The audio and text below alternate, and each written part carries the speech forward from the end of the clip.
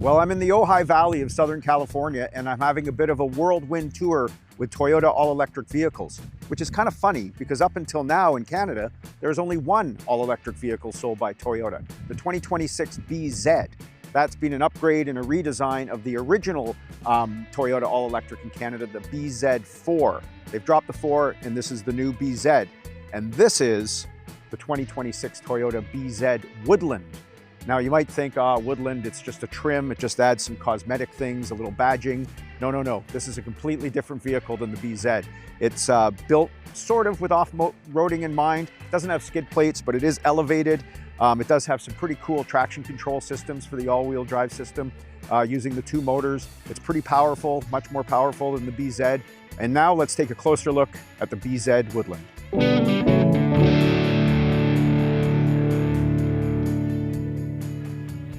The BZ Woodland comes standard with all-wheel drive with X mode, an all-wheel drive function that helps to optimize brake control and power delivery at the wheels for enhanced control and traction. And there's also grip control, which controls motor power delivery to enhance capability in adverse conditions. A 74.7 kilowatt-hour lithium-ion battery pack powers a front motor and a larger rear motor for a combined system output of 375 horsepower. Toyota cites a 0 to 100 km/h time of under 5 seconds, and my time in the driver's seat certainly confirmed the BZ Woodland, like most EVs, gets up to speed quickly. Full charge range is pegged at around 450 kilometers, but that drops to 420 when equipped with the optional all-terrain tire. There's an NACS charging port, meaning you'll have access to Tesla's supercharger, and Toyota cites a DC fast charge time from 10 to 80% in 30 minutes. But as always, that's under ideal conditions which rarely exist in the real world. What I really like is the standard 11 kilowatt onboard charger and the standard dual voltage home charging cord, 2 things that make home charging that much better. And the last thing I'll say about the electrical system is bravo to Toyota for providing a standard battery preconditioning feature, which brings the battery to an optimal temperature for DC fast charging, which typically translates to faster charging. One of the things I like the best about the BZ Woodland is it looks like a station wagon. A station wagon. Thank you, Toyota. The exterior of the BZ Woodland has a few off-road design cues, including rugged black overfenders and a 21 centimeter or 8.4 inches ground clearance. The front end features Toyota's signature hammerhead front end design, and there are standard 18-inch aluminum wheels and aero covers that underscore the rugged personality of the vehicle. Of course, if you actually plan to do some off-roading, those available all-terrain tires will do the trick and give the BZ Woodland even more off-road cred. And the standard roof rails are ready for the installation of luggage or bicycle rack. So during this drive of the BZ Woodland in California, I had the opportunity to drive another all-new electric from Toyota, the CHR. As I mentioned, the BZ is already in Canada. This vehicle and the CHR will be in Canada in about 2 months for sale. And what's interesting is driving the CHR back-to-back with this one is the dash is identical. It's exactly the same, and the BZ's is the same. Okay, probably not too creative on Toyota's part, but it's a very functional space. It's a driver-centric cockpit. It works well, good positioning. They've improved this display here. You can actually see it now. Before it was lower in the BZ4. So a good job. There's other great cabin features too.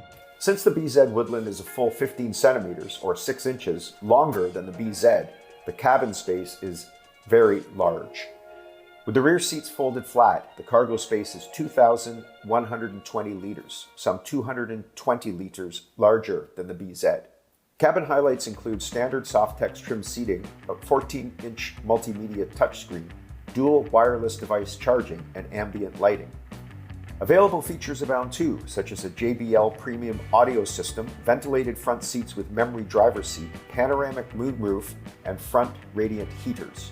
I've spent a good deal of time behind the wheel of the new BZ, so I was curious how the BZ Woodland would differ. Well, the Woodland is a longer and taller vehicle and it feels it, but certainly not in a laboring way. Those who like to sit higher up in a vehicle, one of the off-cited selling points of an SUV, will prefer the Woodland to the BZ. The battery cross-framing structure provides impressive rigidity which translates into stable handling. That certainly was the case during my drive. I also really liked having the 4 regenerative braking settings activated by steering wheel mounted shifters, which served as downshifts on the twisty and hilly roads of the Ojai Valley, and even help during some of the gravel road excursions. There are 3 trims of the Japanese-built BZ Woodland, starting with the base model, which has an MSRP of $59,900.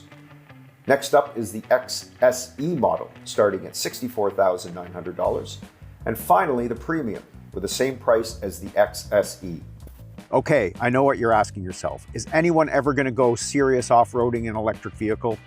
For sure they will. Maybe not this one. This is more a mild off-roader, but it is an interesting vehicle from Toyota. What it really is a really good family vehicle. It's got huge cargo space, and it can tow. The BZ cannot tow. This can tow up to 3,500 pounds. So a good camping vehicle, and if you have some rugged trails getting to your campground, all the better.